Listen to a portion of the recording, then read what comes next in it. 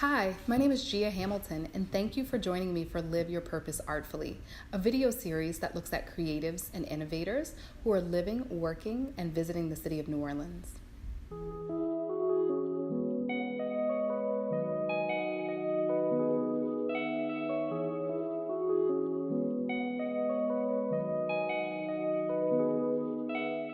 This Mr. Byron Bradley is a long time coming. I feel like we met very randomly at a cafe, actually with another chef, another local New Orleans-based chef. Right. But I was really intrigued specifically with your story, the way that you were trained, your interest in diasporic food, and just your community work. So will you just introduce yourself? How do you introduce yourself? Well, formally, I would name myself Chef Byron Bradley, just to keep it simple. Keeping it simple. And where are you from? Born in Monroe, Louisiana. Raised in New Orleans. Okay. Most of my life. Yeah. Done a few years in random places. In random places? Random places. Via military, culinary school, different things that brought me out of New Orleans. Okay. Raised here. So you've got a bunch of different influences, but New Orleans is the base. That's the Yes, home. ma'am. Yes. So talk to me a little bit about the fact that you have an interesting lineage of training, both I'm sure in the military, but also just various people, mentors, and people that you aspire to. Who are some of those people? My mother is a big inspiration of mine professionally. In the culinary world, fortunate enough to be a pupil of John Besh. Through him, I've worked with chefs from all over the world. A few chefs I did good internships with in Gramercy Tavern.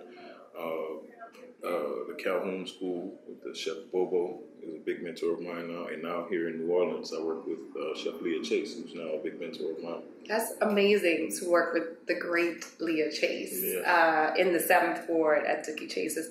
What is it like to work with someone who has this incredible stature, who's cooked for so long and still runs her kitchen? Yes. What is that like for you? What's your relationship like with her? My relationship with her is awesome because she treats me like a grandson. And it feels like I'm cooking with my grandmother. Yeah. It really is an honor.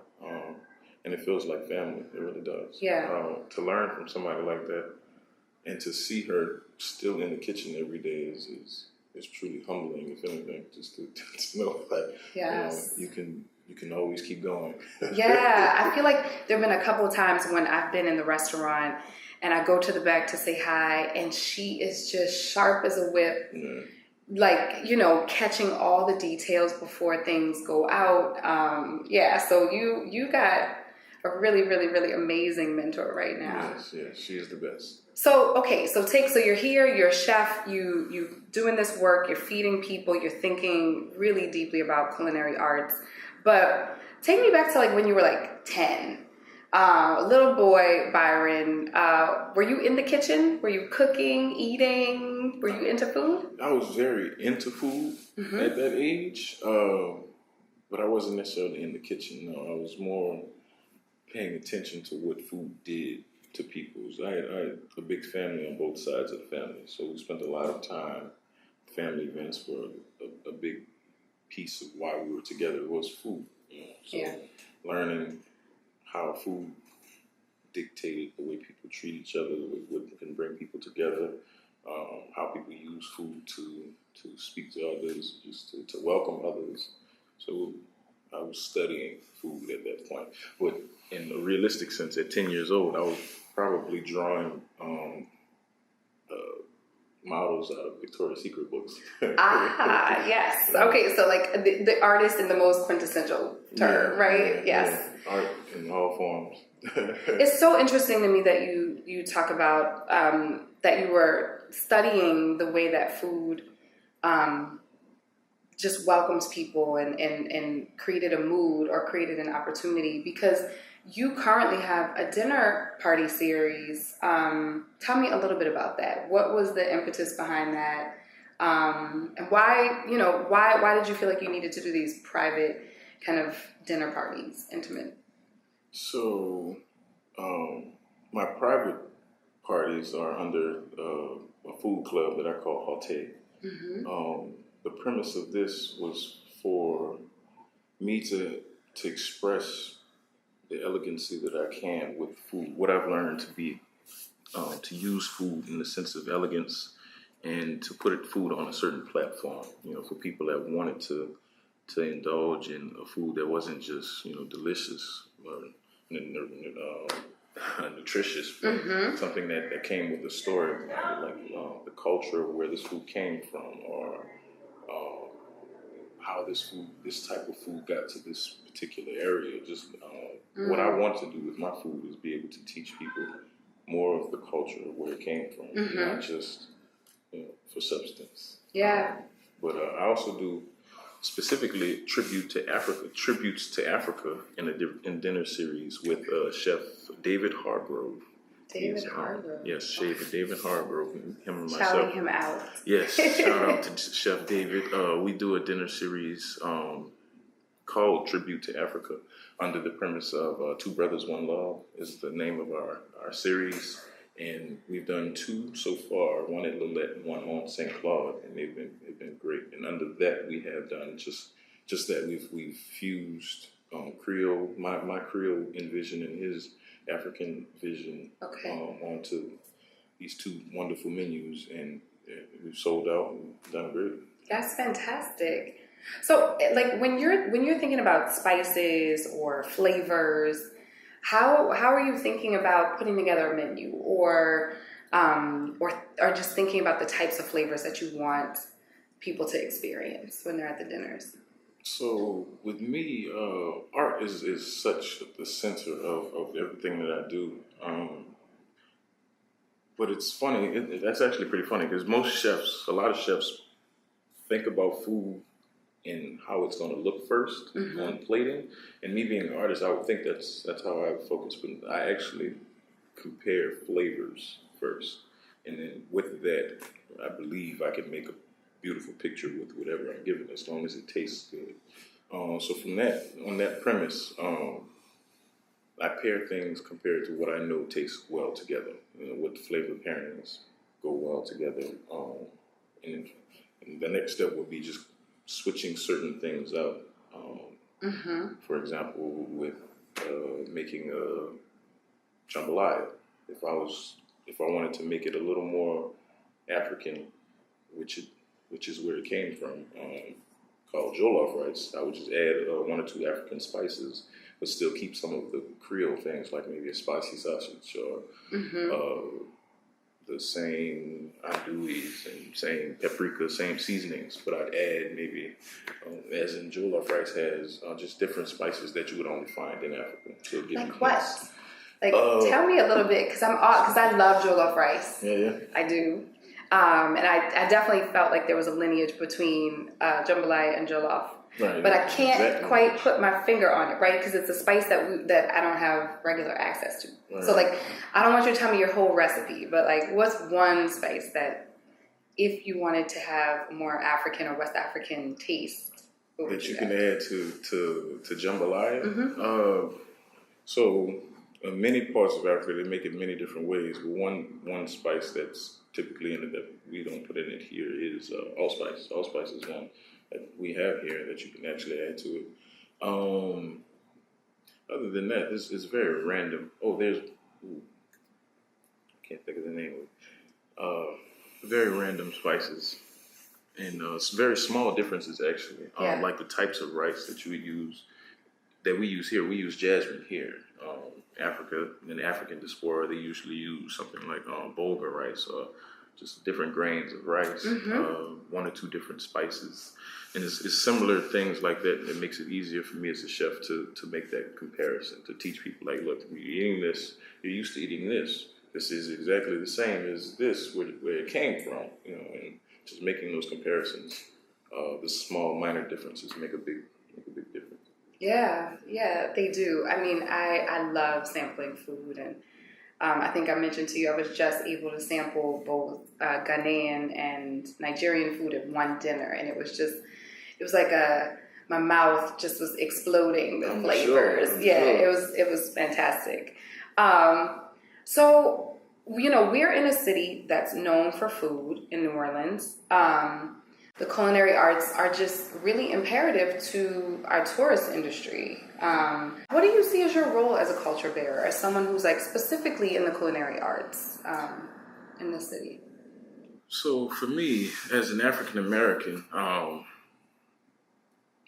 feel it's only right that I play a part in improving a lot of the things that are in place to keep us behind. Specifically in whatever field, as an African American, whatever field you're in, I think you should put forth some effort into fixing some of the problems that are within our culture because of whatever reasons. Me being an artist and a chef, I'm using that platform to make my own way of improving what I see is wrong in our culture with food. So having that in mind, I'm always conscious to what I can do to help guide people's minds in different areas. And teaching something about the food that they're eating is one aspect, but working with the children and teaching the kids a different path or the right path or just an overall, giving them an overall sense of what is really missing in our culture, or what they've been missing or what our people are missing is important to me as well, making sure that we guide the kids in the right direction. I was just going to ask you about your program and your work with young people, because I think, there's the idea of paying it forward, and I think, you talk about your own lineage and the various people who supported you and helped you, and it was one of the things when I met you that I was really impressed with. It was just that idea of like immediately giving back, and not just to other peers through dinners and through trying different things, but to young people. Tell me about that work and how that started and where you want to see that work going. Wow, well, this work, my work with kids started actually years ago, 2010, I believe. I became an investor into a skate park, a local skate park, the Parasite skate park. Parasite, I love Parasite. I was one of the few local investors when it first started. Skylar's amazing. Yes. Yeah. Yes. Skylar's Skylar is Parasite. We're shouting out Skylar. Yes. Local art. Skylar. And Parasite skate park. Yes. So that's where a big part of my investments into the youth started, with our programs within that, fundraisings, utilizing kids and their talents to help fundraise for the park.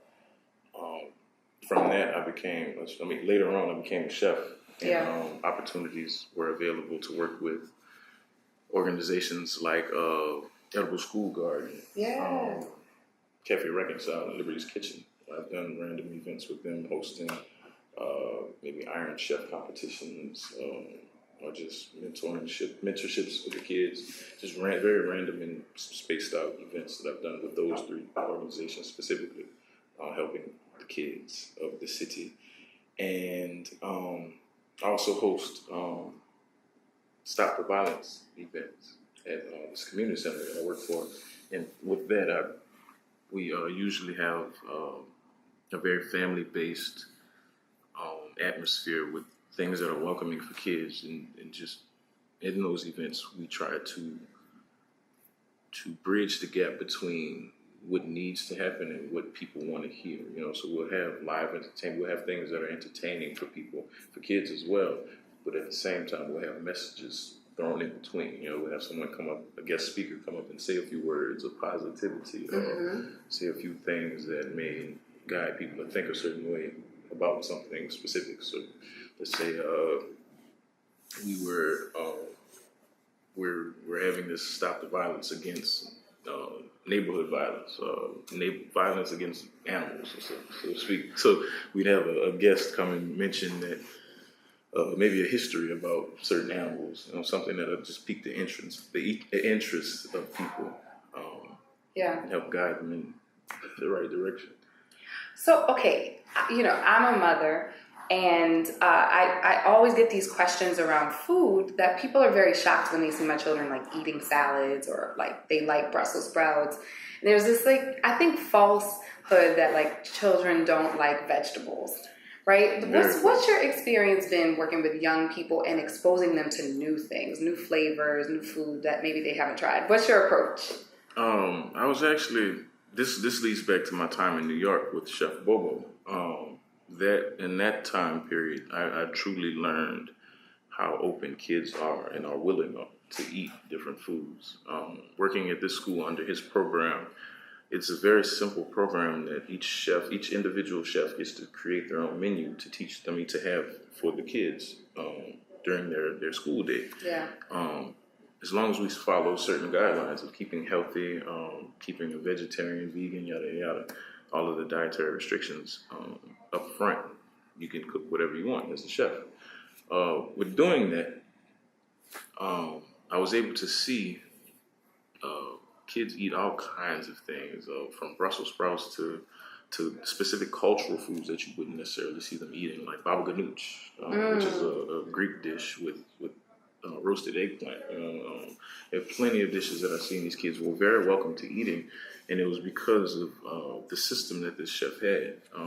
Where basically he taught the kids a little bit about what they were eating, so it kind of sparked their interest before they got to eat it. Yeah. And they also got a daily menu. They see what is going to be on their lunch menu, and they get to talk to the chefs. And just very many levels of incubating the children to trying these foods, and it worked. It worked very well. These kids from all age ranges, from 6 to high school, 12, 13, 17, graduating high school, they were all eating these very random different foods from different cultures. So you're like me, which is, I think, when you expose young people to things, and you don't pressure them, they're actually very open to learning and to being around. So you must be a really great mentor and just guy to have around who can have lots and lots and lots of fun in the kitchen. I know that you're deeply passionate about food. You mentioned being a part of the skate community. What else are you deeply passionate about? What else do you do outside of cooking and skateboarding? Since that's a new thing I learned about you. Yeah, besides cooking and skateboarding, art is truly just my next thing. What kind of art? Are you a painter? Yes, painting, sculpting, lifestyle painter, I guess you would say. My medium is, I just learned my medium actually. It's lifestyle, that's my medium. Yes. Is that right? I use acrylic-based paints for a lot of things. Yeah. I'm just learning to use oils. So painting and art is huge in my life outside of skateboarding and food. I'll actually host art classes for children at the center that I work for. What center is that? Community Commitment Education Center. I like that. I like that you're like, yes, we want to make sure we plug it. We do want to plug it. We want people to know, that it's a resource here in the city. Yes, ma'am. I am the community outreach coordinator there. We have a multitude of programs for children and adults. The program director, the executive director, Ms. Nicole Bowie, she's very welcoming. She's always there. It's a great environment. The building has been running since 2014 now. Yes, it's a wonderful, wonderful place. So tell me, if resources were not an issue, if you had just access to resources and could think up or dream up anything that you want to see in the world, what would it be? For me, it would be the space and opportunity to host my private food clubs as consistently as I please, in running my Mardi Gras crew that I've started. And it gives me the premise to stay in the community as much as I please. I can still host as many shows and events that I please. With this Mardi Gras crew, I can do so many things that cater to my interests. And it's something so New Orleans, Absolutely. Yeah. That would be my thing. If funds were unlimited, Unlimited. Okay, so dinner parties for all the time. Right. be rolling through the streets, Mardi Gras crew and costumes, I'm sure, and you using all of your painting and sculpting skills, and then maybe a skateboarding Mardi Gras crew.